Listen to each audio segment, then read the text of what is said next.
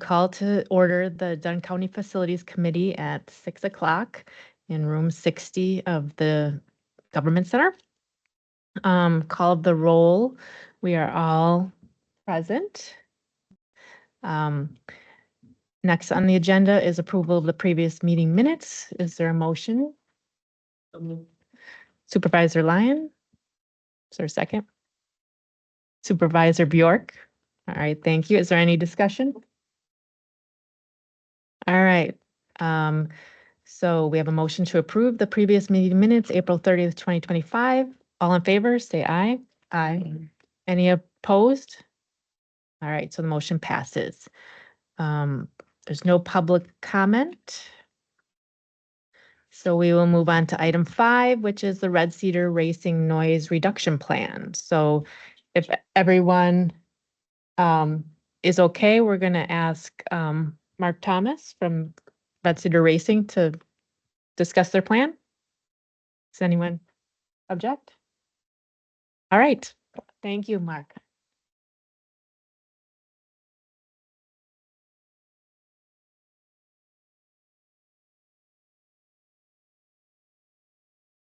All right, good evening. Thanks for the opportunity to come before you tonight and talk a little bit about the plan and hopefully learn more what the vision is of the committee for such a plan so that we can get moving forward on operations and making things happen. I mean, I think that's obviously one of our goals is to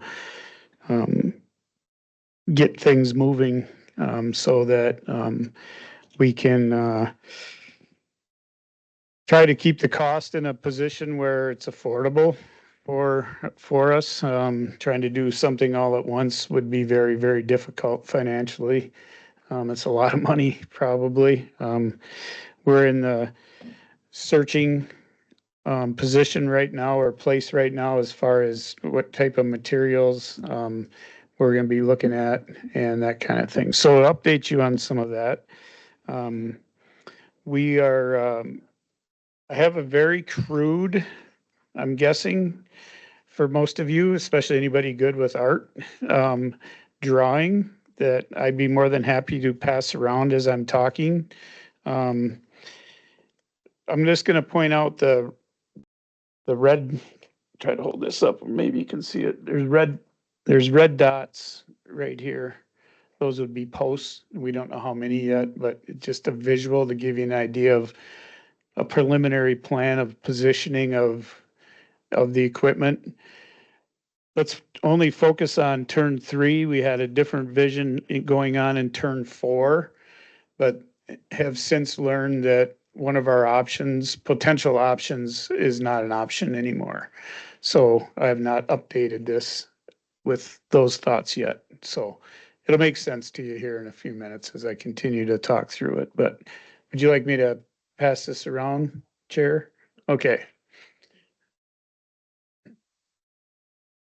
So again, what's in behind turn 3? So at the Dunn County Rec Speedway down in the park, behind the racing surface, there are access roads, there's grass, there's mounds that are built up to the wall structure that contain the cars on the racetrack.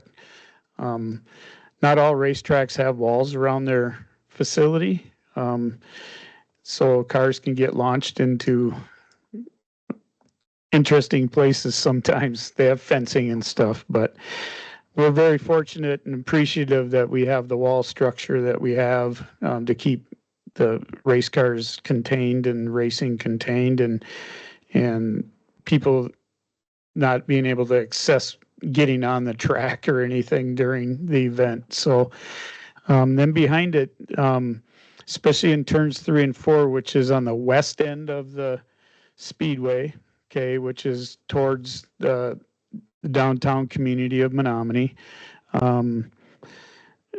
is the end that we would like to focus, if you're okay with it, we would like to focus on first, because that seems to be the direction that affects most of the people population wise when it comes to noise.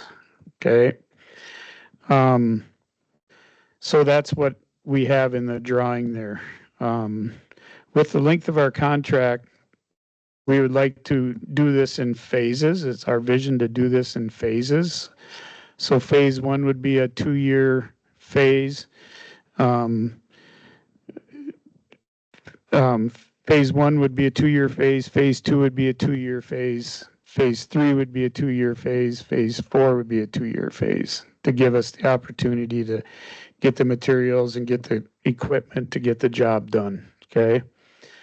So the structure concept we're looking at would be there would have to be cement put on the ground so that we can secure it properly.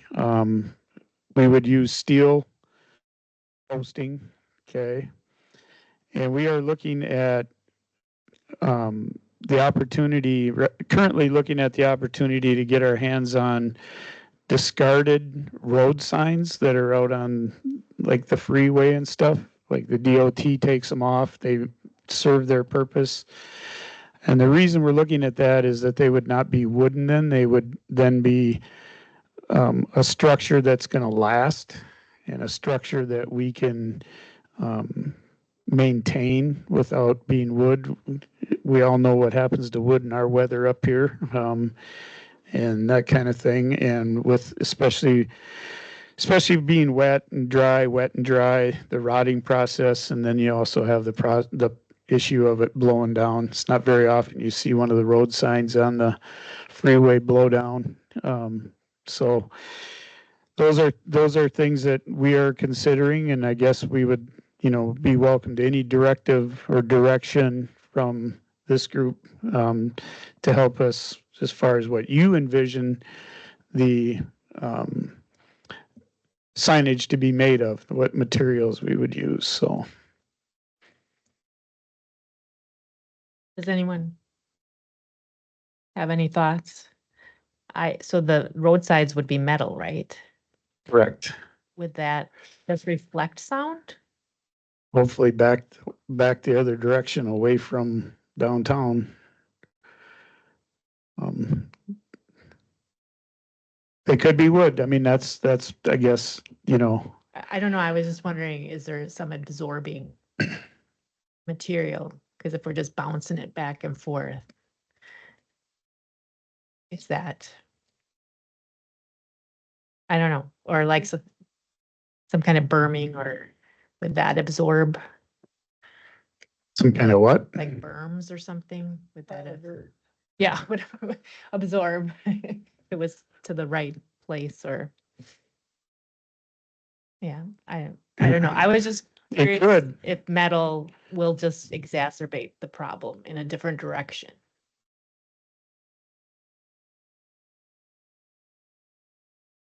But I don't know if you have engineers or sound engineers that have, Us.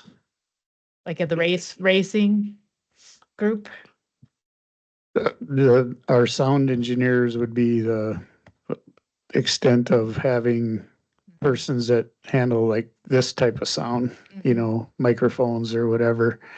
But we could sure search and see if anybody has any, like we said, we're willing to exhaust every avenue we can to try to make all this happen the way that the committee would like to see it, happen.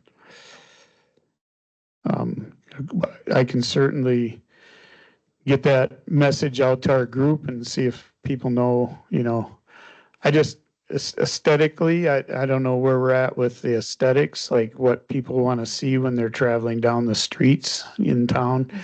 You know, if there was some kind of a foam thing you could just put up, that'd be the ultimate thing, because that's what they do in gymnasiums and other concert venues and stuff. They put foam things up, or carpeting actually up in gymnasiums and stuff to absorb sound and stuff like that. So Yeah, I wonder. Yeah, I'm wondering if, yeah, Earth, and if our like highway department, or if we have, um, you know, an ability to move dirt, soil to create, some kind of sound barrier. But I would guess you would need some kind of engineering to figure out, Well, yeah, where. and we certainly have, we have two or three, we have two or three, professional contractors that are involved in racing. We have, that, we can solicit help from when it comes to that type of activity. It's just, we'd have to get a feel for how tall you would want it, to, to be able to figure out, how you pile that dirt to make it the height that you want it, without, making a mess and that kind of thing. So I guess all the other racetracks, Chair, that have these systems, we basically have looked at other racetracks that have this system in place, a sign system, basically. And a couple of them have wooden ones because they've been there. That's what they had when they did it. And others have used more of the metal concept, but we could sure look into using metal posts with more of a wood type of signage, and just know that, there's what the lifespan is on that, and that we'd have to, put a plan in place to replace it and that kind of thing. But we're very open to any direction, and I can certainly bring up to our group, especially the contractors that move earth, and get their viewpoint and what that would look like and how that would work. Mark,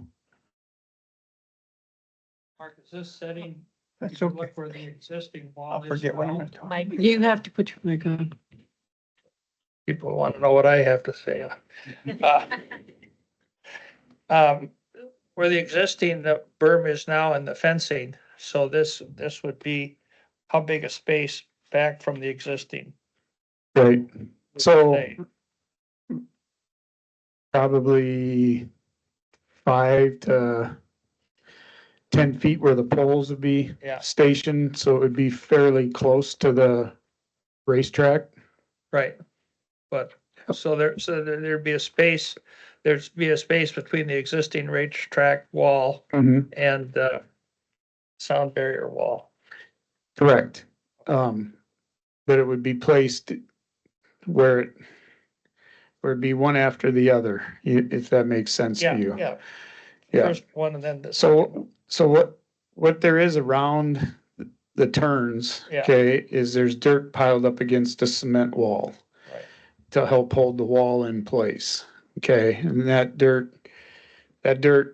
tapers back down to the ground that existed there. And so we would be working off the ground so that, Yeah.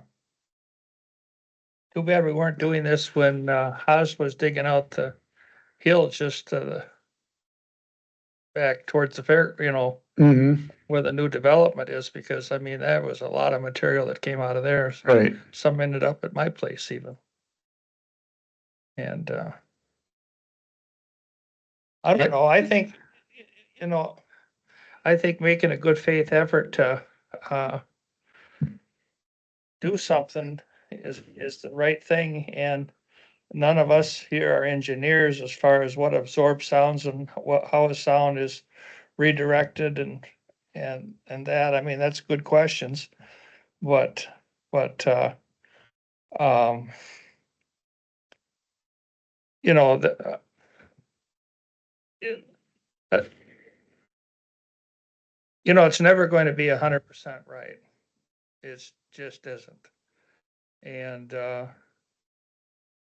I said years ago, just being silly, and now it seems more evident than at that time. And when people think of Menominee, you know, they obviously think of Stout. And they think of Lake Monoman. And they think of exceptional county government. And they think of the racetrack. And somebody said at the time, well, if we didn't have the racetrack, we'd still have Menominee. Well, in my opinion, is that when you no longer have Lake Monoman, will probably be the time when you'll no longer have racing. I think racing's, I think, is going to be here to stay. Lake Monoman is going to be here to stay. Stout's going to be here to stay. So whether we just are able to tolerate each other or algae, that's what it was. It wasn't Lake Monoman. When the algae is no longer in Lake Monoman, that's when there'll be no more racing sound in Menominee, because it's going to be there.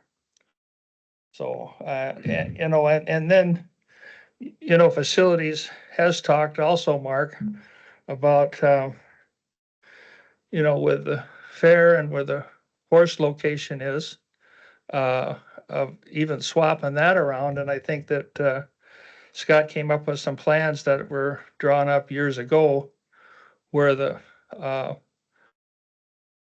horse barn would have to be in a new built arena, which would absorb sound on the west side, and all the race stuff would be on the east side where the horse barn is, and now the riding ring. So I guess you could add the possibility of deadening the sound, holding the sound in the location, it's kind of a stretch, don't you think, Deb? For the arena building might be, but I mean, that's another thing that's out there. And because we had talked about putting a fair amount of money into the existing horse barn now, which is, more than giving us a lifetime of service. I kind of wish we had a little more clear direction on if that actually could possibly happen. Have a facility there at the fairgrounds that would serve the horse project or serve anything else where you would have open-sided covered building. So there's a lot of things that could happen there, but we're going to have to make it work because the algae ain't going to go away, and I don't think the racetrack will either. Madam Chair, can I respond or? I Yeah. think supervisors. Oh, okay. Remember? Well, when I drive to the Twin Cities and stuff, you take Highway 94 or 394, 62 cross town. They got a lot of sound barriers that you see. And a lot of them are built out of concrete with steel structures with wood bolted to them. So I don't know how much sound that they stop from you living on the other side of that freeway from the fence, but they must be doing something. So the more that you build, the better it be. That's all.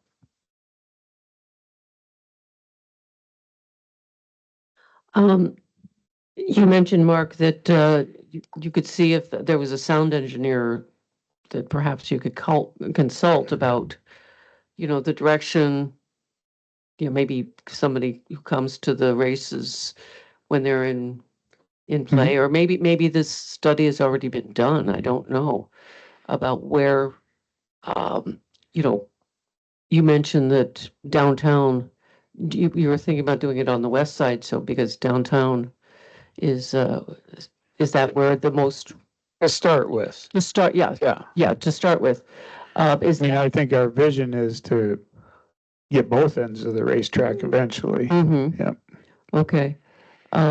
Do you have? Is there someone who is a member who has a connection with a sound engineer who could help? Or is there, there must be you know, like a national racing association for, you know, for local racetracks that might have some information available? Yeah, no, I don't know anybody standing here right now, No, I understand that. Supervisor Lyons, but definitely we'll get cracking on exploring getting someone who is versed in sound barriers, you know, like Supervisor Score mentioned. Mhm. I've seen those exact same barriers all along the freeway, and that's all the deflect the sound, you know. I don't think there's an answer Mhm. personally that Okay. it's gonna suck up every sound that comes there and you won't hear No, it but I somewhere. mean, If we can finding out what deflect the, it, if we can Yeah. deflect it and lessen it, Mhm, I think is the ultimate goal, mhm. you know, and that's 'Cause it's- certainly, I'm thinking it's possible that the shape, you know, the shape of a berm or the shape of a barrier is going to have something to do, but you want to make sure that you're, you know, getting it, working in the way that it needs to work to, you know, to contain the sound or to deaden the sound, whatever. That's, yeah, we'll look into trying to find someone, and if Yeah. anybody on your committee mhm, might know of somebody or can steer us in a direction, Mhm. we're game to that you information, know, so. you know, I remember covering city council meetings and, you know, the noise from the racetrack came up now and again. And I seem to remember that there was some kind of a study done about the noise levels and the decibel levels. Have you, I'm wondering if it might be a good idea just to consult, you know, to talk to, oh, I can't remember who it is now, who the city administrator is. Oh, Eric Atkinson. See if he could locate one of those studies, because that would probably, you know, go pretty far. Look into the history of, Well, we're required to read decibels every night. So Mhm. we have all the decibel data that Okay, the decibels we're putting Mhm. out every single night, every Yeah. single class of cars that's on every race. okay. So we do have that. I remember seeing that study, I think it was from back in the early 2000s era. That's kind of where You what I know, remember and too, since then, there's been fairly significant changes to the requirements with our engine exhaust. Has become more strict yeah. Mhm. than it was then. And have those restrictions deadened? Yep, they helped brought to the bring sound down down. the Yeah. sound down? Okay, Mhm. thank you. Yep. But we'll continue to, we'll continue to do our mandate of reading decibels, and we're constantly searching and communicating with our national organization that it's the rules package together for the association that we race under. And we're constantly bringing forward proposals with mufflers and improving those. So we're very proactive in that. Listen, we don't, you know, it's not our goal to disrupt everything going on in town, you know, and, you know, so, yeah. Supervisor Propper? Couple questions for you, Mark. The bank of the racetrack versus the fence on the outside. How much higher is the fence than the bank? The metal fence that's Yeah. the perimeter fence that, I can't remember. I gotta go out there sometime. maybe not very, not very- maybe 2 feet, I was gonna say it's pretty. maybe. Close. Yeah. How high were you thinking about putting these posts and whatever? So we'd want to try to marry the bottom of them to the top of the wall or the dirt. The dirt is actually higher Mhm. than the wall is. Right. Around the speedway by about, you know, I suppose in some places it's 6 inches, in other places it's pushing 12 inches, you know. So we would want to marry the bottom of the wall to the top of the racetrack. Sure. We'll just call it. Yep. Top of the wall on the racetrack. Okay. So, I guess the question, I mean, a berm sounds good, but a berm takes up a lot of space. yeah. I mean, the top of the berm has got to be a lot.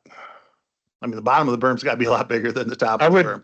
And I think that's going to take up too much space to do anything like that, to be honest with you. I don't care how much dirt you pile in there, we're just going to lose half our real estate. That doesn't seem like that would make sense to me. The posts and some kind of wood or would be better, I would think. Mhm. I just think the space issue with the berm is pretty much non-existent to me, looking at the aerials and stuff. Yeah, just from experience of being around the facility so much, I would guess on the west end, there would probably require moving the metal fence back. Might be enough room there to get a berm, but on the east end, I don't think there's any way without moving the fence that you could get a dirt structure of some kind there, but the material we use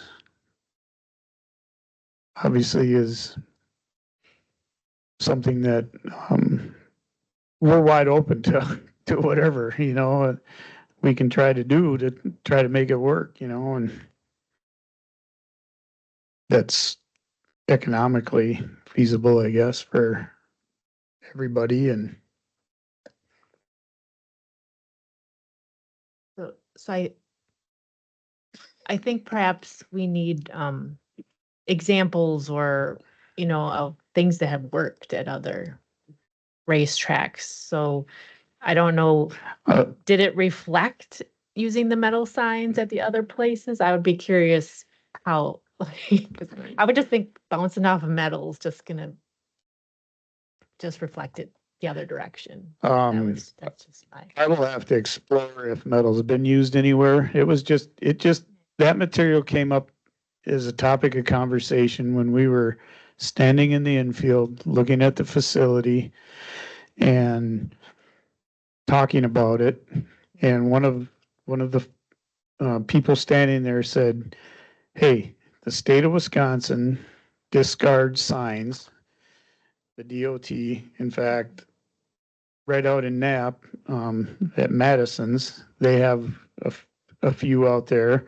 Couple of our folks involved in racing know the people there and thought we'd probably get a pretty good price on that material.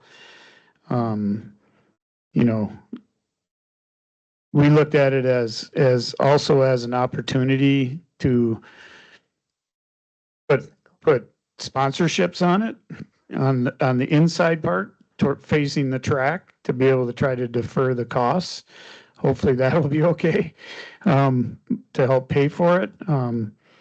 You know, not on the other side where the public is driving by it and it becomes an eyesore for our community. We don't want that, you know. In fact, it was even brought up that if we use metal and it's reflective, that we would paint the backside with a flat black type or flat paint, shouldn't say black, but flat colored paint to stop reflection and stuff like that, you know. So, I mean, those were the discussions that we had, and our group was just said, "Hey, why don't you take that forward and see what they say?" And we're certainly wide open to whatever. And wood has been talked about, so we know it's a viable option. So Perhaps on your sponsorship signs, they could be made out of some kind of noise absorbing material that you put over the metal. I mean, perhaps there's some kind of panels they have we can look into things.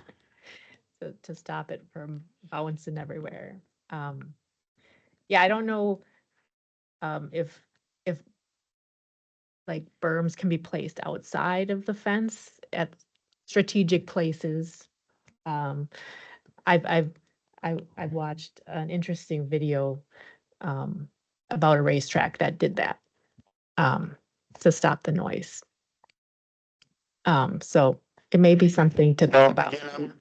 don't know if we, don't know if we can stop the noise, but if No, we it can reduced it lessen, by- if we can yeah. reduce it, you know, Yeah. that's our goal. Yeah, so that was interesting. So we went down the street, down on Main Street to the four-way stop, which is 5 blocks west of the racetrack, and did decibel readings. And we went straight down by Culver's, which is down the street that shoots straight off the racetrack down there, and did decibel readings with our two, what we would consider loudest classes of cars. So we have record of what the decibel readings are there. Sometime in June, myself and Mr. Shackleton did that, you know. Sometime in June, we'll sneak out and do it again in the neighborhood and be able to compare, excuse me, to last year's numbers. But Supervisor Score? Well, I used my phone and got a decibel reading, did my own research. Mhm. I don't know if these are reliable or not, but I'm standing next to the racetrack and I think I got about 70 decibels. Now, that's not as loud as a vacuum cleaner. Vacuum cleaner a lot louder than that. So you guys are doing a pretty good job to keep them quiet. And if you're making them even quieter, yeah, thank you for probably that.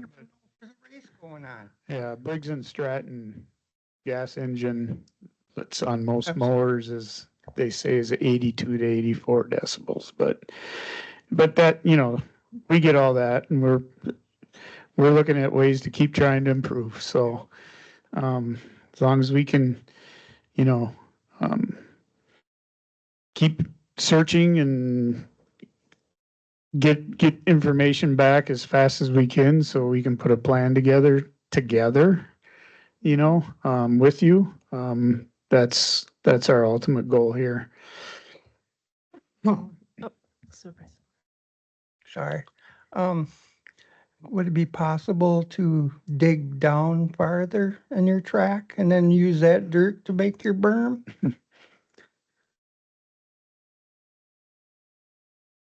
That'd be very expensive to do that, extremely expensive to go down any farther. It is. It definitely is. Yep. Anything that pushes it down or raises up the outside, obviously, that's what we're looking at here, is to try to create a higher barrier of some kind, you know, and one that will serve what the wishes of everybody is, you know, so. All right. Any other questions or comments? So I think if you keep looking at things that won't cost you any money, like increasing like standards on the mufflers, so perhaps Yeah, oh, Might we're be- constantly, be a big help. I wish I could dial up one of the Wasota people right now and say, hey, who's your biggest pain in the butt when it comes to mufflers? Red Cedar Speedway, they'd say, because we're constantly at the national meetings, putting that on, getting that put on the agenda, and, you know, because we're aware of it. And like I said, we want to be great neighbors. We don't want to be good neighbors. We want to be great neighbors. We all live in this community too. I live 8 blocks from the racetrack.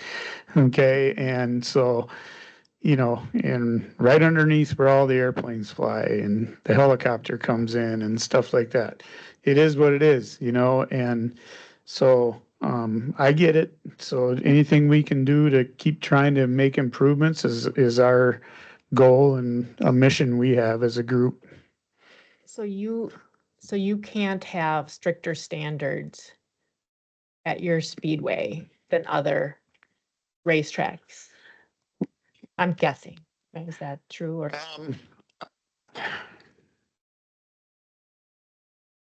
Most likely not, and I say that because nobody would come and race because there's too much change to their cars they'd have to make.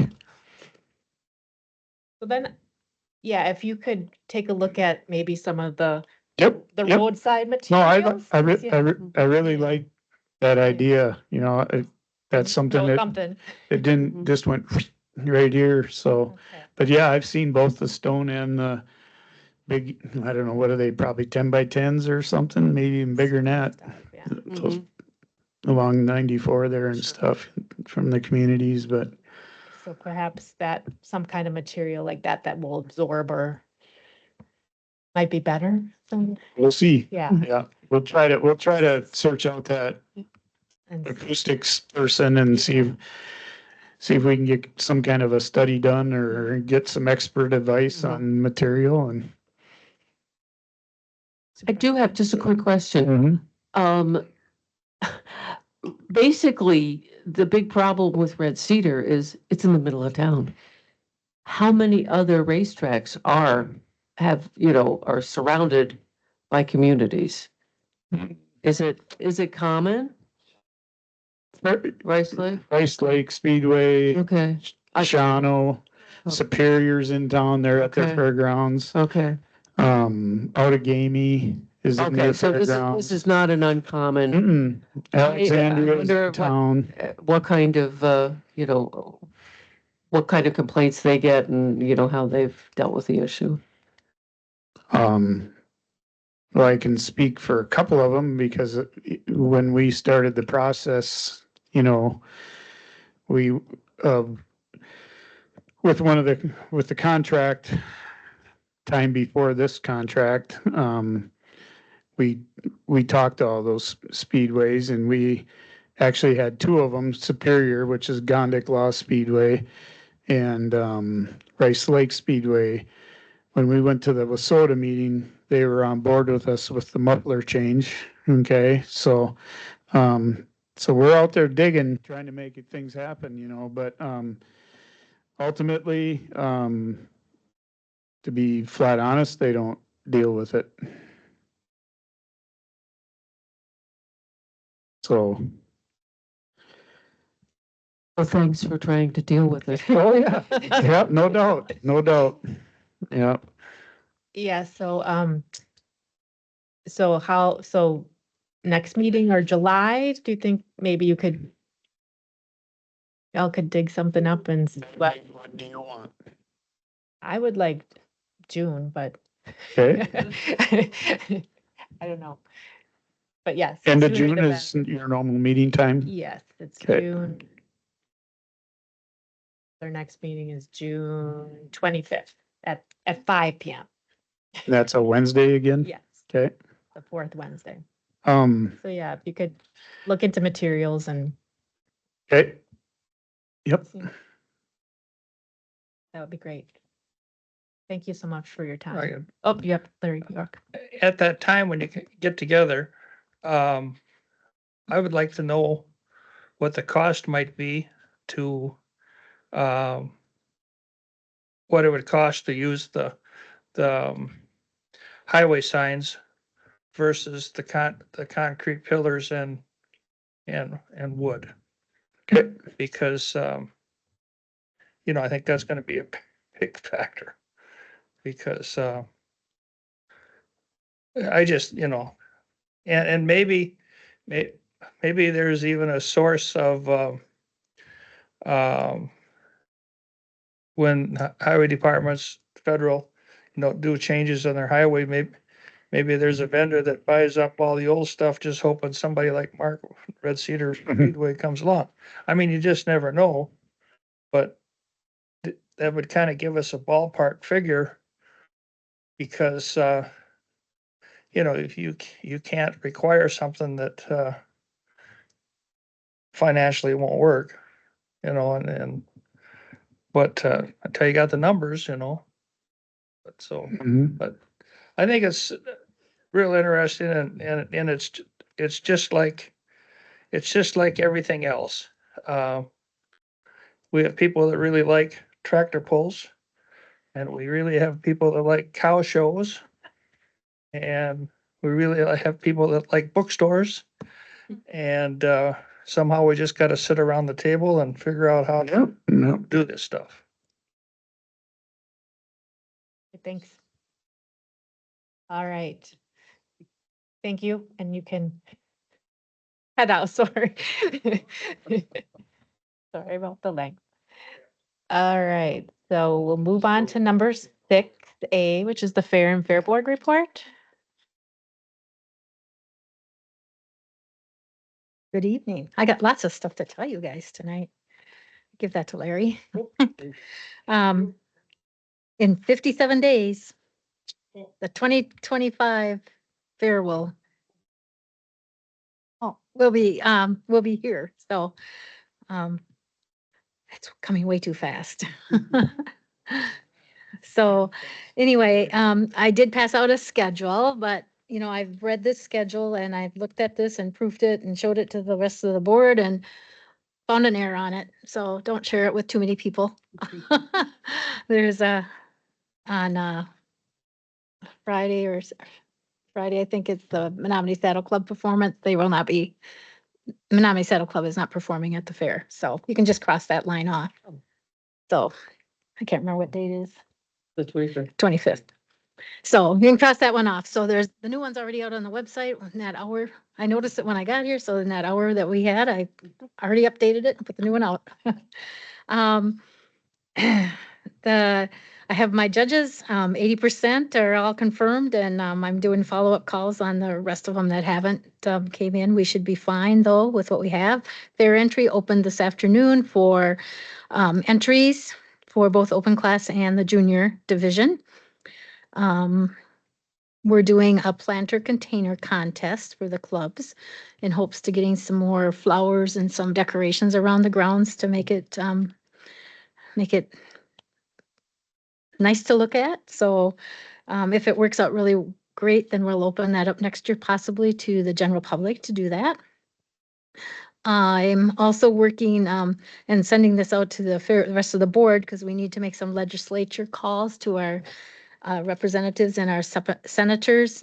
We are trying, the state is with the Fair Association and the fairs are trying to modify statute 93.23, which has been in place since the 1900s. And when we file our state reports to get our state aid, we have to certify by a notary that we do not have any lewd and immoral behavior. And there's no gambling and there's a few other things in there that they don't really pertain anymore. And there's a lot of fairs that would like to do more of, not the lewd behavior and immoral behavior, but we'd like to do some other things like have raffles and bingo and different things. Yeah. So we're calling in the next few days to all of the representatives because they have to have so many of them that'll sign on to this bill to think it's a good idea. So in the long run, it will help fairs because we'll be able to bring in more income. Long story short, sorry.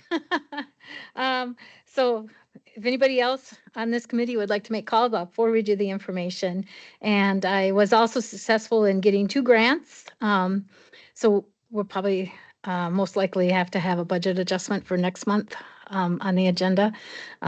We've received the $4,000 Compure financial grant for improvements at the rec park, which has already happened. This concrete's already poured in the rest of the coverall building. So if you get by there, you look at that. It'll be so nice to not have any dirt in that building and no more hogs rooting in the dirt and keep the dust down. And then we also received a $1,000 Wisconsin Association of Fairs grant. And the intention is for that to be used for like an economic impact study. Part of that to use for that, which we have not had one completed for a long time, and we can work with the IFE to get that completed, which it'd be really nice to have that information. I did fill out some preliminary paperwork they're trying to figure out the impact of all of the county fairs in the state right now. So I already filled out some of the paperwork. So then they'll do a more in-depth county by county if we choose to use that money for that. So otherwise, it's getting close and we're moving forward. So if anybody has any questions. Thank you. Anyone have questions? It's coming quick. It is. Great job. All right. So next we have the Facilities and Parks report. Okay, you guys got my report in the packet. Aside from that, I will report that we had a compressor go bad here in the government center in one of our outdoor units, and that was replaced. It was taken out yesterday and a new one was put in, and they vacuumed down the system and got it back up and running today. So that's back up and running. A lot quicker turnaround than last mishap with them sending the wrong compressor. So we got the right one the first time this time, and it worked out. Other than that, does anybody have any questions on my report? Just add a little bit to his report, just as you, obviously, and it's in your report that Scott's leaving. And so just to let you know, so Brady, if you don't know Brady, Brady's down at the end here. So Brady Berghoff will be kind of taking over Scott's role on an interim basis. So Brady's, spends most of your time over in the neighbors, but is very knowledgeable about everything that's going on in all of the buildings in the county. So he'll be doing some of that, as well as Mercedes will be taking on some more of the SAP related work. So kind of the two of them working together to fill Scott's vacancy until we can identify a new director. So we are working through kind of an update of the position description. As it relates, the position description we had on record still had Scott as the reporting to the Public Works Director. That change happened a few years ago, so a little updating and have to get that through there. And once that's available, we'll be reaching out to the chair of the committee about, as we do interviews, typically the process would be inviting the chair of the committee to be a part of that. So we haven't done any of that. We're currently in the phase of updating that position description. And then along with that, we run it through a consultant to make sure that we're on proper market for the position. So a little bit of a waiting game part. And I'll also add that Brady started out with the facilities department as a facilities worker. And then he went up, he was in this building and with the parks and rec park. He's worked at the fair number of years here. And then he went up to facilities maintenance specialist at the Neighbors.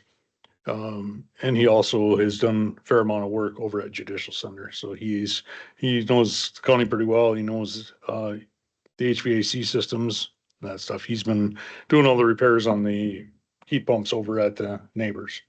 So if you want to introduce yourself and say a little. Yeah, I guess I don't know really what to say, but I'm looking forward to trying to fill Scott's shoes as best I can until some changes. But yeah, I'm just gonna kind of do my best I can. So Thank you. Supervisor Bjork? Well, to Brady is that he's always been a top-notch guy at the fair, helping us through lots of stuff. And the fair is a week when anything can happen. But I wanted to ask Scott about the electronics collection. Yes. All I saw was lines of cars, and I was surprised to read that it was 3 semi-trailers. Is there a value to that to us, or is it just a public service, or do we come out ahead, or how would you rate? It's a public service. It's no cost to us other than our wages for our staff that work there. We did have cars started lining up at 11 o'clock in the morning. We started collecting at noon. It was an hour-long wait the whole day for people.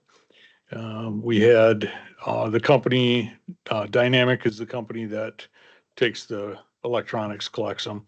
And they had 2 semi-trailers there. And so we collected, and we had the plan that if those were filled and they were still going to keep collecting, we would store them in the building. And so that's what we did. And I had to cut off the entrance to the rec park at 5 o'clock because we still had an hour's worth of people to process through. And we did that. We ended up with another semi-trailer that Dynamic came and picked up after the week later. So they filled in another one. So it was 3 semi-trailer loads. We had all the facility staff were there, helping out. I had 4 volunteers from Menominee Sunrise Rotary, and we had 4 staff from Dynamic. Everybody was busy all day, worked together great. It was a great team. Everybody put in a great effort, but that was the cost to us for offering that for the public. I think, great job. Did we have a fair board meeting that night? Yes. Yep, Yeah, we did. so I would, I was surprised, I wonder what Deb's got on the agenda when I saw all these cars lined up. Yeah. So, but that's a good deal. Welcome. Close up, got a question. Are we gonna do that more often, or is that just a one-time, once a year deal, or? Oh, that was gonna be a one-time thing, and then the turnout we had, there were a lot of people asking if we were going to have another one.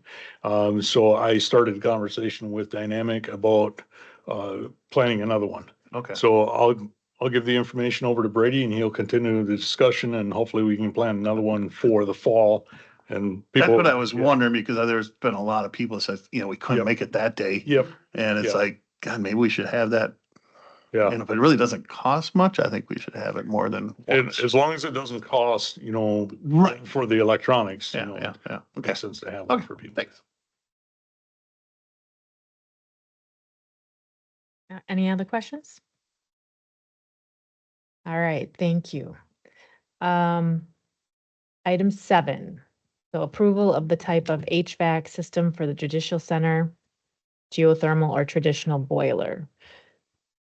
So we received a report with the differences. This is consideration of action. Does anyone have clarifying questions?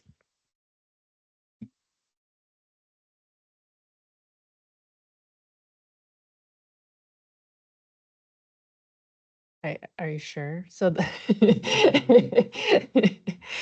um, so does anyone want to make a motion? I would move that we would go with a conventional system. And if there's a second, then we can discuss the motion.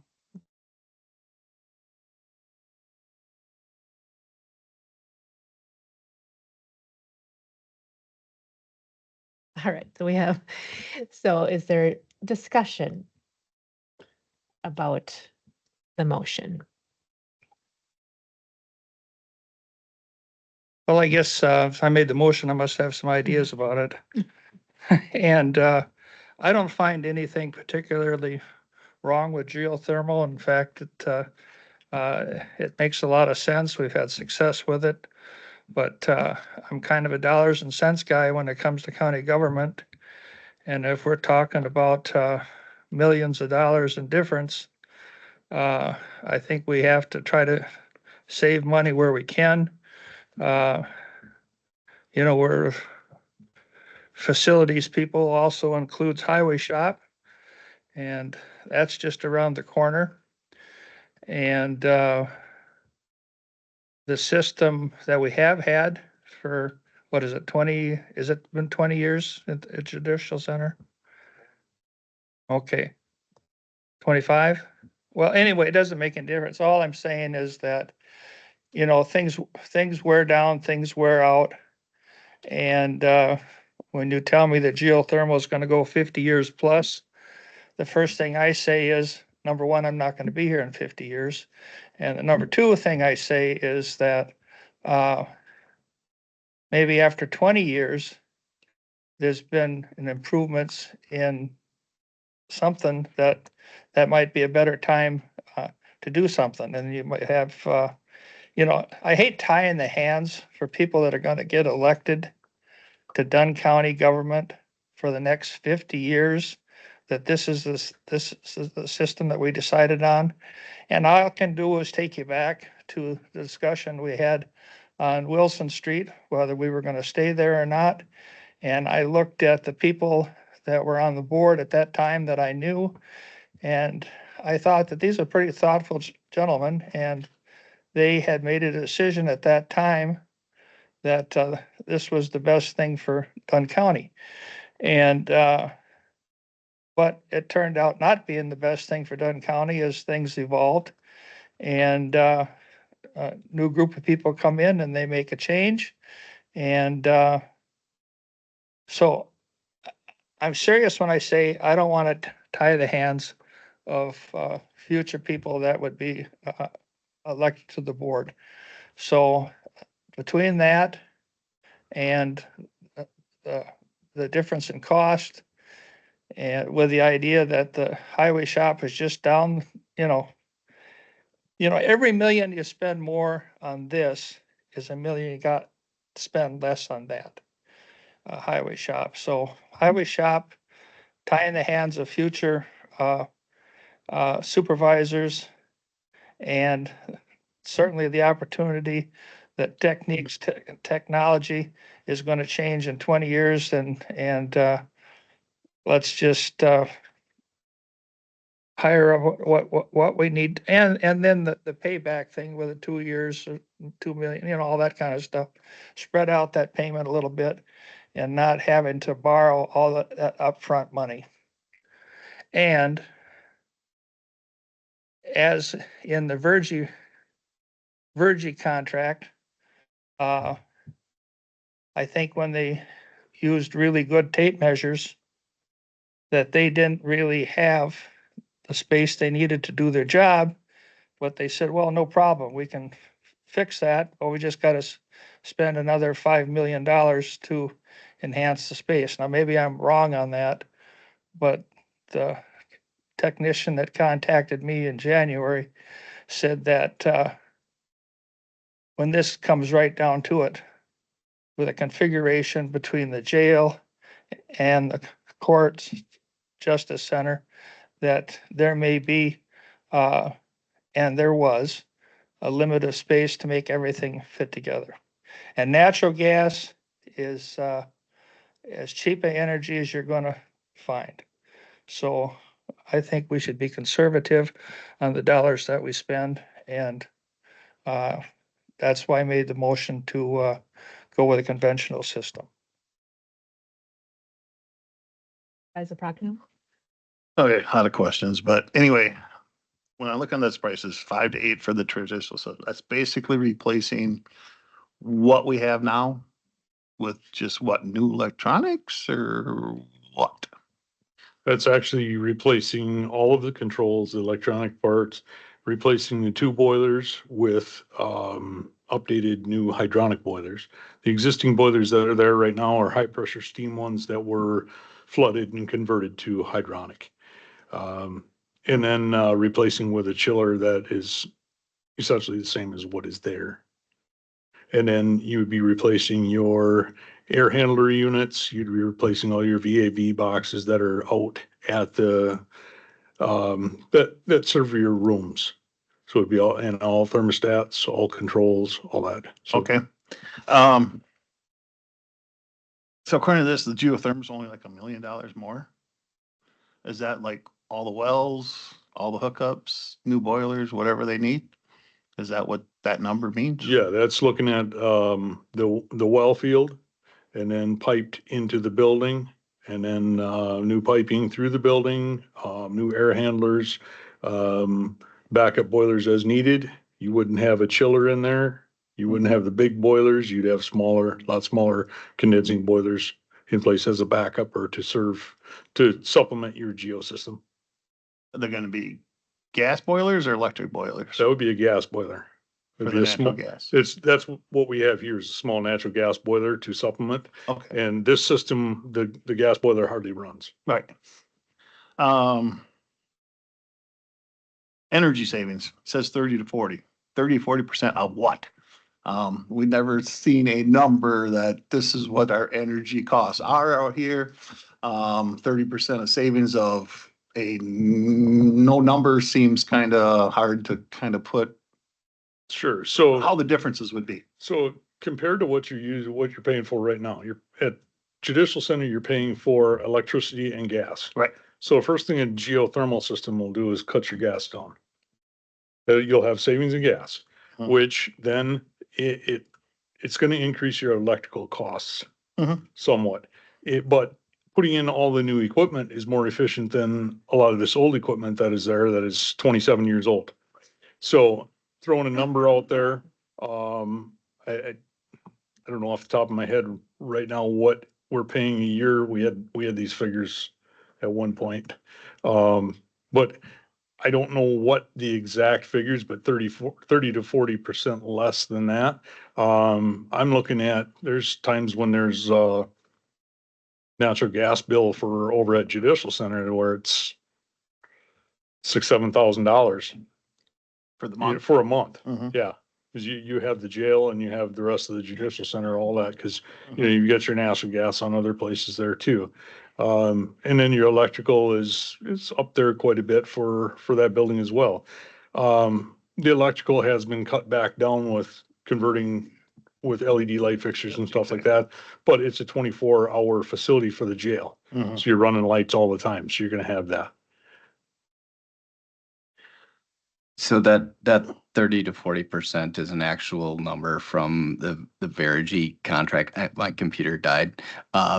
But I believe it was in that Verigy report actually does call out that savings Yeah, I know. that you would get on the energy. And I mean, it adds up to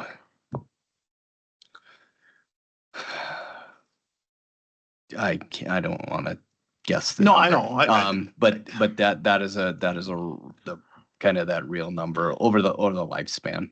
I mean, I really like geothermal, so I mean, I would love to go that route, but I need numbers. And cost savings is gonna be one of those things.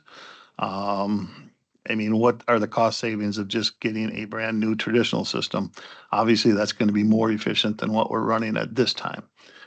Is that a 10 to 20% savings versus the 30 to 40% of the geothermal? I guess that's kind of what I'm looking to know. Those are the numbers I'm looking for, I guess.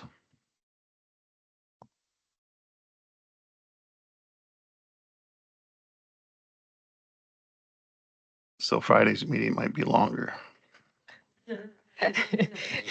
This would show up before Dan. Your report.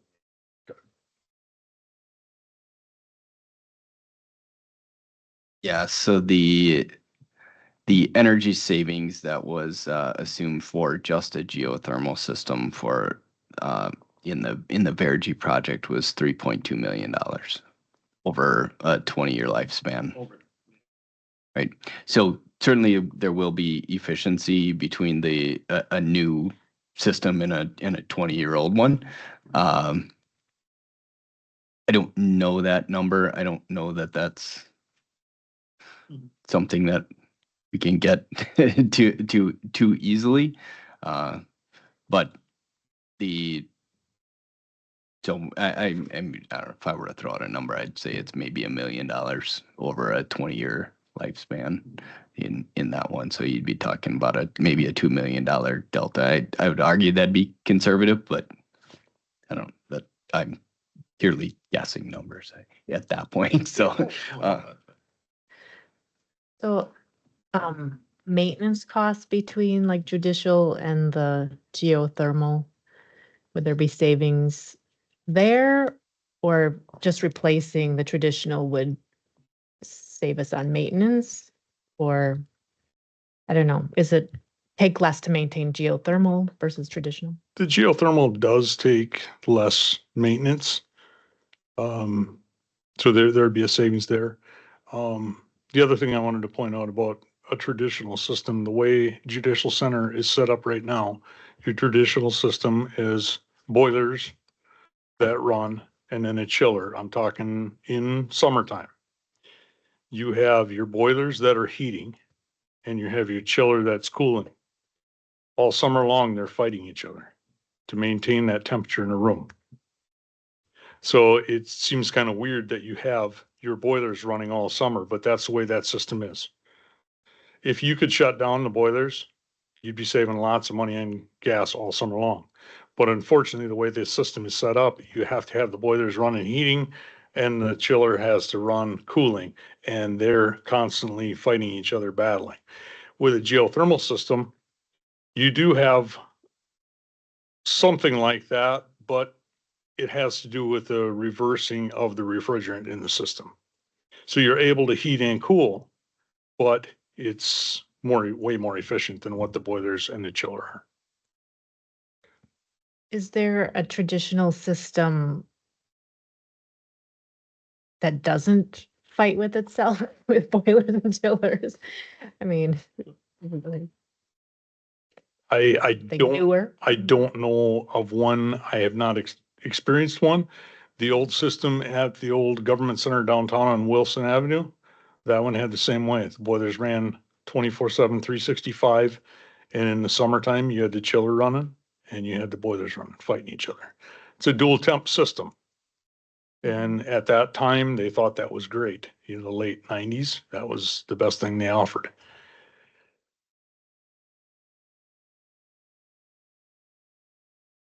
Any other?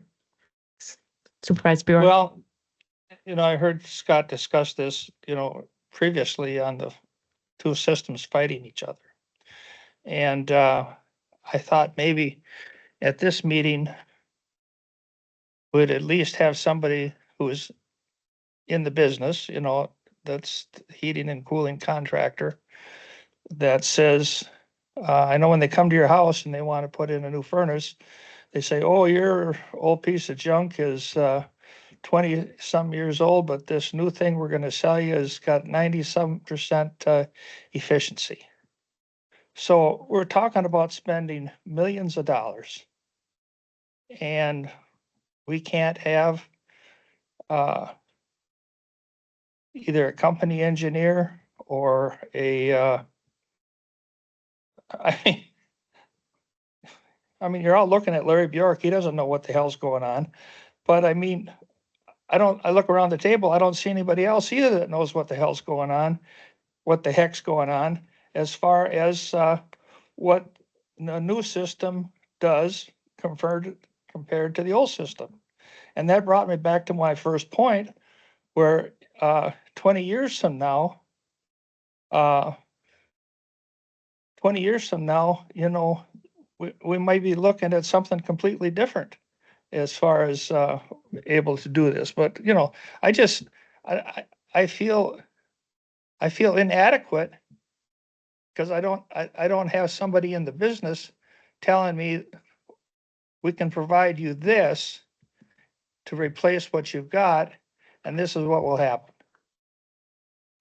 So it's frustrating to me. So the easy way out is to say, spend as little money as possible. Can I speak to that a little bit? Yeah. So, so some of this is just kind of the procedures that we have as far as doing that. So we did obviously work with Verigy, and they looked at all of our systems and gave us that proposal, which we had turned down before. That was a design done by a company. They do some work, but they'll also outsource some of the work. So the typical process to do this type of work in government, because this is what is considered a public works project, state statutes kind of outline how we can go about that. So typically what we would do is you would do a design and you'd pay a company to do a design for that. The assumption from all of that is that to pay a company to do a design, which is similar to what you're talking about there, is about $700,000. And then they go look through your whole system and say, this is what you're going to need to buy. And then the next phase of that is, that 700,000, we have to put that out to bid. So we have to put it out to all the companies to decide who's going to do that. Then we pick one. Once we get that design, we then say, all right, yep, we're going to go ahead with that design. And now we're going to put that up to bid. And now all of the companies then bid on being able to implement the design that company had put together. So where we are in this phase right now is we're working on rough numbers to be able to make sure that we can budget for that, to be able to get to what those numbers actually are. We're looking to, and that's why I had scratched one of your agenda items, working with Verigy to see if we can utilize the information that they had put together as our design. That would ultimately save us the step of going through that and provide a little bit of value for the work that we had went through over time. So we're still working through that particular phase, but that's kind of how that process goes in government. As we can't just go down to Hurlburt and say, hey, tell me what you want. They might tell us, but that would eliminate their ability to bid on the project in the future. So I get it. but yeah, that's some of the process that we have to go through in order to do that. So so that being said, I mean the report that Verigy had provided us, I mean, one of the biggest, I think, holdups to that was that it was going to cost more. It was going to impact the taxes if we were to implement that, and that was one of the big holdups. But the work that they did does outline the difference between a traditional system and a geothermal system, and as they made that proposal, that the life of that geothermal system, it will pay for itself in the savings between the two systems. So if you were to fully implement a traditional system versus implementing the geo system, it would cost you nothing in the end. That was still true, but what they built in was it was going to cost you $8 million to replace your traditional system as well. And that was a cost that we weren't necessarily assuming as we had gone forward with that project. See, I understand that as best I can, but I keep going back to the Vergy proposal where we seem to be at right now when we said it's going to cost $11 million. And then they come in and they look at what we've got and they say, oh, by the way, there isn't space to do this, there isn't space to do that. We don't know if we can use the existing pipes. You know, nobody has told us, no engineer has told us if we need to do any building expansion to fit in whatever new system there is. I mean, it's like, you know, we're talking about the heating and cooling. What do we have to spend other money to bring the heating and cooling to life in Dunn County? You know,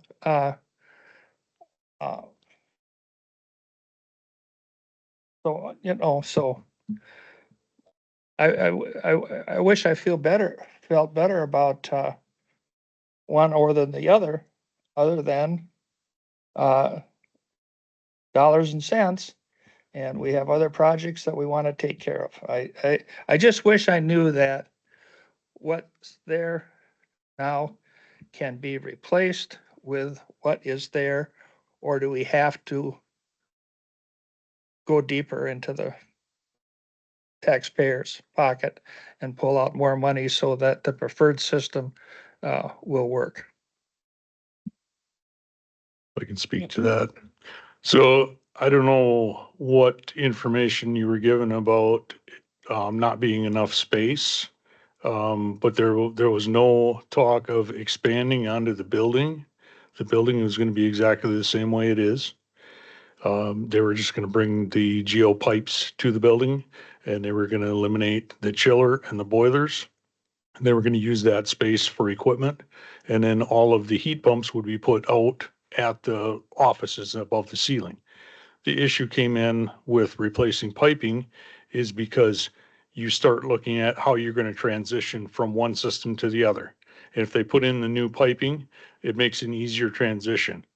Dan and I have discussed this about transitioning. A company could come in there and they could use the existing piping. You're going to have probably a few months of downtime on your HVAC system where you may not have cooling in the summertime.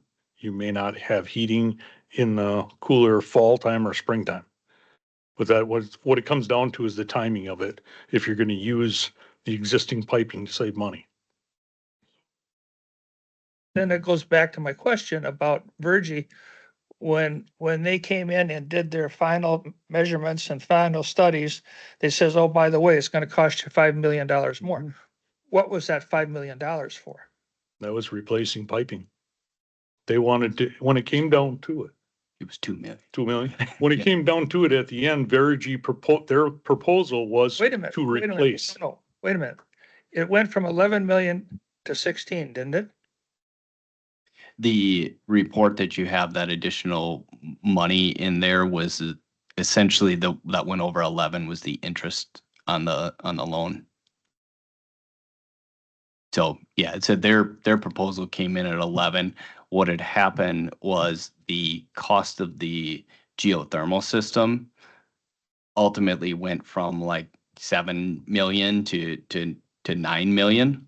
And that 2 million difference was the pipes. And when they put the 2 million, added that 2 million, they subtracted the solar panels that were going to serve this building and the neighbors so that they could stay at 11. From 5 to 1.5 acres. Well, that happened as well, but but yes, they eliminated, so they weren't even going to put solar panels to serve this building or the neighbors, which meant they weren't going to get the energy savings from solar on these buildings, which was also going to help pay for that as a future project. So, so that was ultimately $2 million that they added into the project that would allow them to transition from one system to the other system in a way that would better suit the people who are in that building over that time.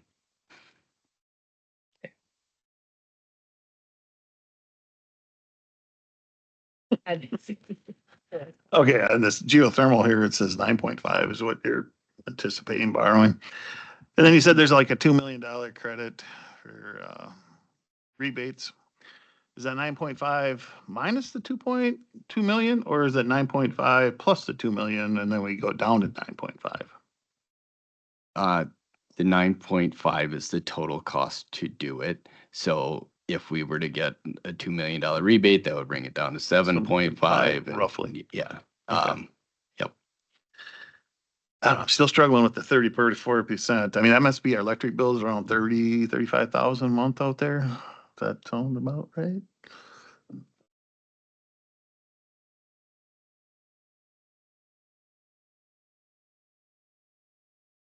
It ends up being, not for a month, not that much.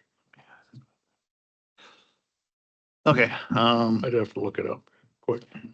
I mean, if our savings is $110,000 per se, on energy savings a year, $1 million extra, I mean, you're looking at 4%, you're looking at $40,000 there, so you're looking at about $70,000 savings. I mean, you're looking at about 12 years payback is what you're anticipating, I take it. 12 years of payback on what? On the geothermal?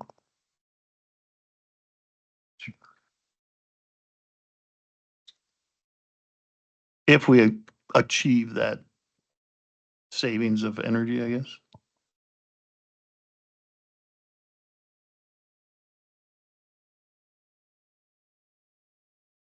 Yeah. We weren't looking at a payback. I mean, so you would be looking at a saving. So we'd be saving 30% from what we are right now. This system as it is not going to pay for itself. But we would still realize some of those savings. No, I'm just saying if it's cost us $1 million more, how long does it take to pay for that? And I mean, I'm just doing some math. It's Gotcha. like about 12 Yeah, it would be years about 12 years. Is Yes. to I'm with pay you for now. that $1 million Yeah, that we're yes, gonna spend yeah. extra on a geothermal system versus the traditional. Yes, Okay, 12 sounds about right. Yep. sounds right. So the borrowing, so a geothermal, we have to do all at once. Yes. So there's no way to phase in a geothermal over time. Is that? Just I mean, there's, you know, I don't know the total costs of what it costs to drill the wells, right? But I mean, you could theoretically drill wells 1 year and then go and do the rest. But once you get into the building, there's enough difference in the, correct me if I'm wrong, people who know better than me, and on this, there's enough difference in the components within the building that you can't just fully use. Those pipes would be one thing that could be used for both, but So the traditional you could do in phases, and so we would borrow over a longer period. we'd borrow smaller amounts, likely over a shorter period. Oh, sure. Okay, sure. So- Okay, so be lesser amounts, but so I thought it was a few years in there. Yeah, so it was in there for a total of 6 million. So it was like 2 years in 2020, or 2 million in 2026, and then 1 million each of the following years. Those are purely placeholders to say, because that's something that we would have to kind of pay the company to say, all right, we want to phase this out over multiple years. But we would be in 1 year saying we're going to bid on the chiller, the boiler, and the controls, right? And then they're going to replace those. And then we're going to say, we know our VAVs are going to die soon, so we're going to put out a bid and we're going to do those and we're going to go see what that is. And so that's kind of that phased approach is still trying to be ahead of when they actually fail, but not necessarily replacing everything at once. So to Supervisor Bjork's point about not hamstringing or like making decisions for future boards, but are we potentially costing them more because we'd have to replace the whole system in 20 years instead of not? And could energy costs go up so much, like for natural gas, that we could be penalizing them in the future as well? So those are some things to consider, I would guess.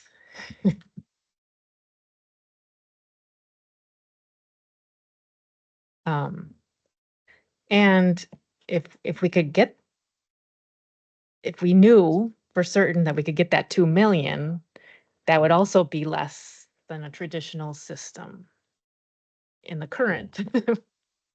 But it's the timing that I suppose is rough with another big project. And so maybe I can kind of provide you some details around that. So you see, a later agenda item is to adopt the capital improvement plan, right? So that is a facilities department capital improvement plan. So each department submits their own capital projects to the capital improvement plan, and then the executive committee will kind of finalize that item and then bring it to the full board for adoption. So, obviously the highway building has been on there, and we talked a lot about that, but I think that, that's something that I have some numbers related to that, but as I was talking to the chair of the highway committee earlier, I think that depending on how this conversation goes, the highway department will also be having a similar conversation. The executive committee will be having a conversation. So, I guess from a recommendation standpoint, and this is, at the board's discretion, but the HVAC system is more important than the highway building. So yeah, I said it out loud on a recorded video. And so as much as, yes, both of those things are happening, I think, that is something to keep in mind, that we can look at that, and the highway committee can have those conversations too about, can we delay this a couple of years? There's obviously factors to delaying something because the cost of construction is not going down. But I mean, to that point, I think, you know, it's important to look at the HVAC system as something that is going to maintain a building that we need to maintain and keep going. The highway building is a building that we do not have that would provide additional value to us, but, you know, that has to kind of be factored in there. And as you look at the rules of the board, we're looking to kind of correct all of this so that we don't have to work this through two committees as we talk about facilities. But it is how it is right now. The other thing is, so we did kind of put together some projections around borrowing if you were to do the two projects together. You know, if we were to do like the 2 million, 1 million, 1 million, 1 million thing, I think you start to get, you are going to see an increase in taxes to a point. It's going to be a little bit smaller. And we still have to borrow 2 million and be able to pay that off. But we did run a number with just 6 million, which isn't necessarily the proposal, but it shows that. If you were to do the $6 million borrow, and this is to continue to do the $3 million borrow and to continue to do the highway projects as you had seen in the highway committee, where was it? Full board, we brought that.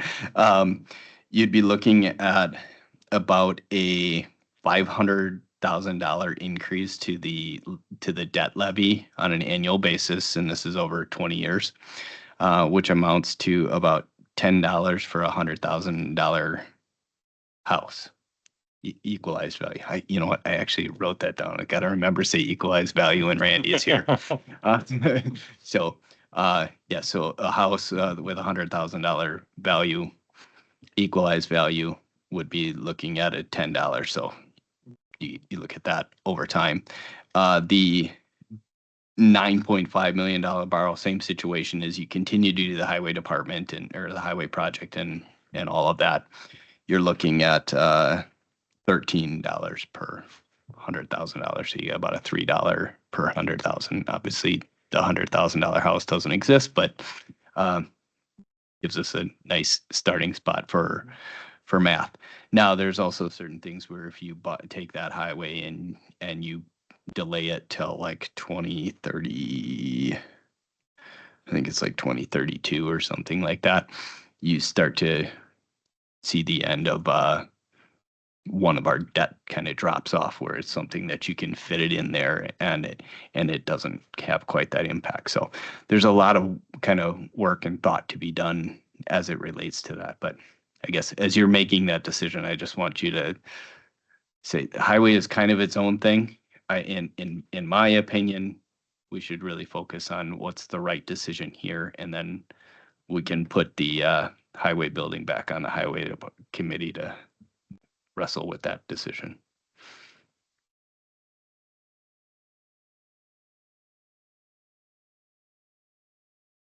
Well, any other thoughts, Supervisor Lyon? One of the things that makes me lean toward the geothermal is we don't know what kind of energy is going to be available.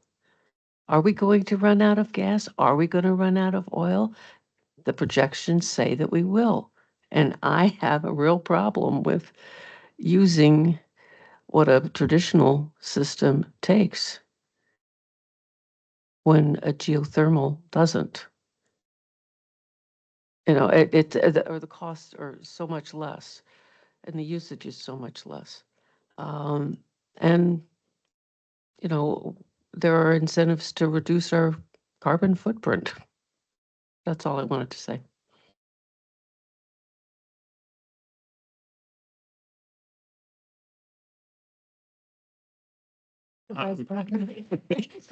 I'm still struggling.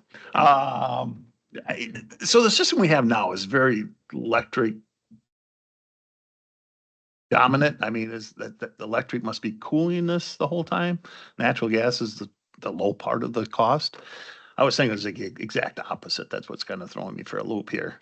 Actually, the HVAC system, in the summertime, you have a higher electrical cost, but otherwise it's the gas cost of the HVAC system that is the highest. The traditional, yeah, the traditional Yeah, system. yeah. I'm just having a Uh, hard time realizing it's 30 to 40% energy savings with gas being that low.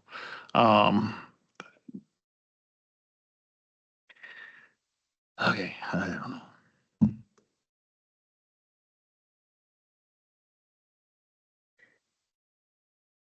Do you find our current geothermal systems are more efficient? Like in comparison to judicial center? In this building, the geothermal system is very efficient. We have lower electrical bills. We have hardly any gas costs here.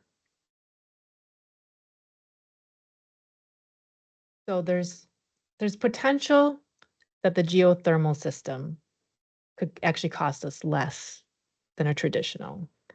And it could save us. It could save us in the long run, maintenance and energy. We're used to it. We know how it works. The recommendation is to go that way. I think it makes sense, and if it will last us longer and reduce our energy in the long run, I think that's a wise use of taxpayer dollars. So I would consider the geothermal as be my vote. Okay, so let's say we decide the geothermal route here. We get bids back in and it's not even close to that. What are our options? Like it's. Like another million or 2 million after you get an estimate, because we have no estimates yet. This is just hypothetical numbers that we think there's gonna be pretty close. No, so, and this is what I pulled up on the screen. This is the part of the There it is. Verigy Mhm.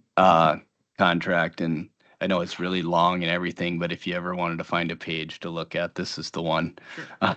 So the blue is the traditional system, and then the orange-ish color is the geothermal. So this is where they talked about. So they refer to this as deferred maintenance, repair, or replace existing system and piping, right? Is what they call that. But ultimately what that is, deferred maintenance, is essentially replacing the old system, right? So that's where kind of where they started with, this was the cost. This would be the cost if we were to replace your system. Okay. So that's 8.6 million. Okay.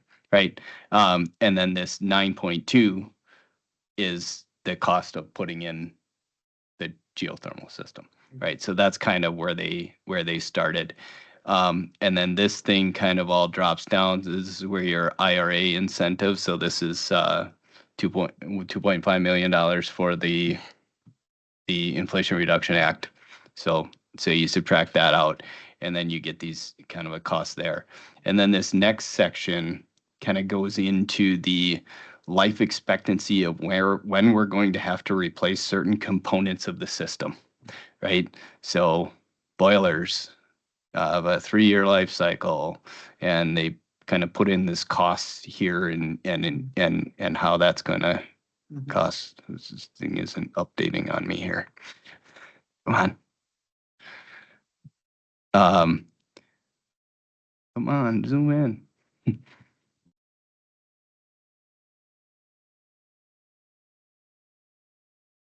Computer's working really hard right now. Anyway, if I scroll down to the bottom, it will actually tell me the energy savings, but you can't read it right now. And so that's where it ultimately shows about a $3 million. You have to take my word for it. Let's stop sharing and reshare that.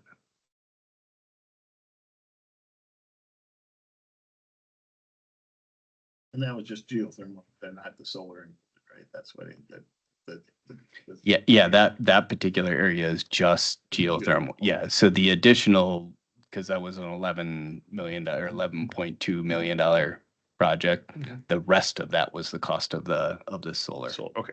Wow, this thing is angry. Wish we had an IT guy. Yeah. I mean, Yeah. yeah, no, then, See if I can get him to come in.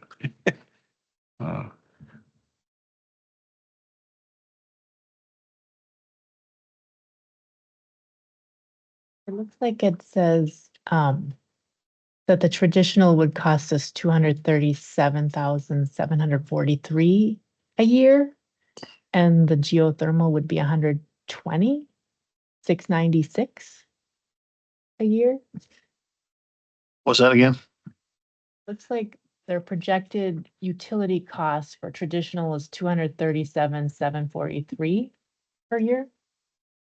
And then the geothermal is 120,696 a year That is, at the bottom. yeah.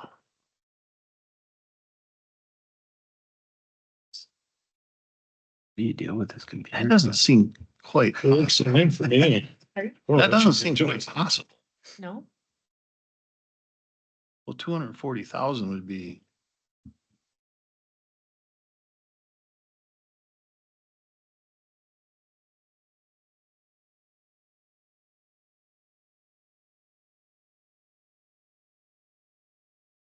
$1,000.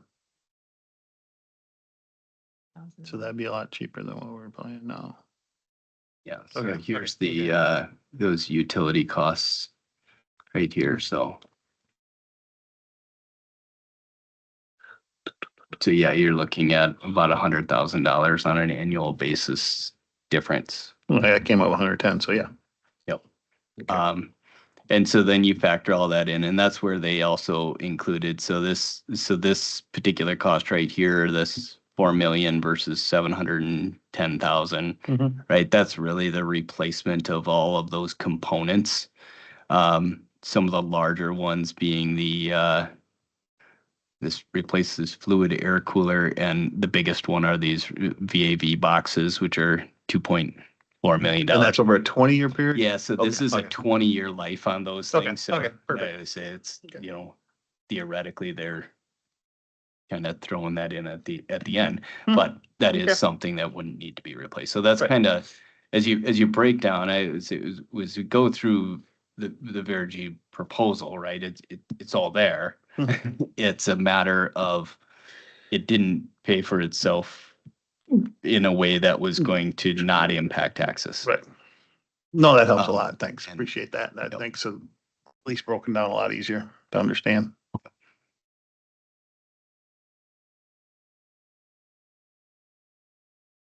Any thoughts, Supervisor Score? I like geothermal. Okay. Any, Sorry, Larry. any further discussion? Oh, A motion yes, we have it. on the floor. Yeah. Yes. So I was wondering if there was any. Maybe it's like- All right, so the motion on the floor is to replace our current system with a traditional HVAC system. Is that the motion? All right. So So if someone wanted to do something else, you could request an amendment to that motion.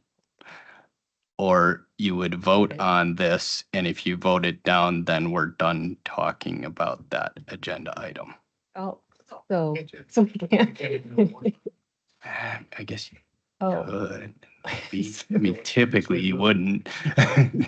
You'd make an amendment that essentially does the opposite.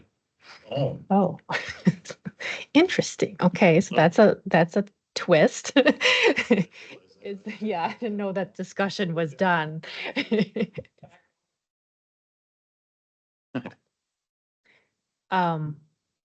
But then it sounds like if we vote it down, we're done. Well, it sounds like we can't, or Yeah, I guess you could make another Oh, we motion. can. Typically, you would just act once on a specific agenda item, but Two options. So. Yeah. So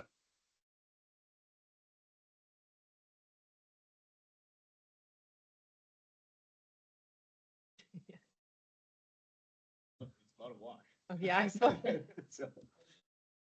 Okay, All do right. it that way. All right, so we have a motion to replace the judicial center HVAC with a traditional system. So all in favor, say aye. All opposed, say aye. Aye. Okay, so the motion failed. So is there another motion? I move we go with the geothermal. Whoa, I move we go with the geothermal So that for was, replacement of the HVAC system in the judicial center. okay, so that was Supervisor Prochnow. Do we have a second? Second. All right, Supervisor Lyon. All right, any further discussion or did we exhaust that in the first round? Okay, so all in favor, of replacing the judicial center HVAC with a geothermal system? All in favor, say aye. Aye. Any opposed? Aye. Okay, so we had, so the motion passes with one, vote against. All right, so then moving on to our next agenda item is we need to scratch it. Is that?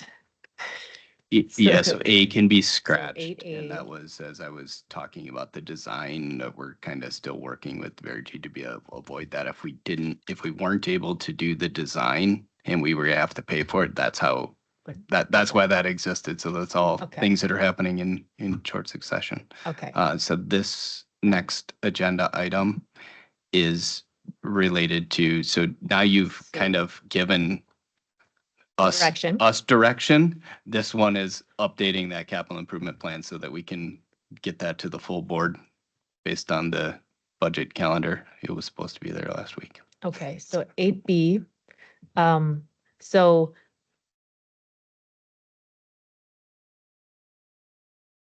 do we need, I move that we move to update the CIP facilities meeting to include the geothermal HVAC system for the judicial center.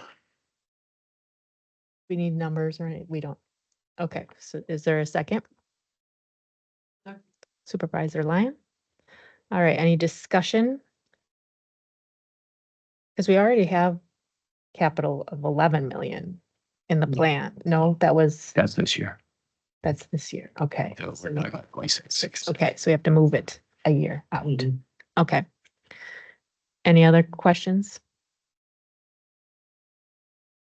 All right, so we have a motion to approve the facilities capital improvement plan with the geothermal for 2026. All right, all in favor? Aye. Aye. Any opposed? Aye. Okay, so we have one opposed. So the motion passes. So our next meeting is actually an emergency meeting at Friday, May 30th at 8:30 a.m. via Teams. And then the official facilities is June 25th, 2025 at 5 p.m. 5 p.m. Yeah. And we're all going to watch that agenda when it comes out.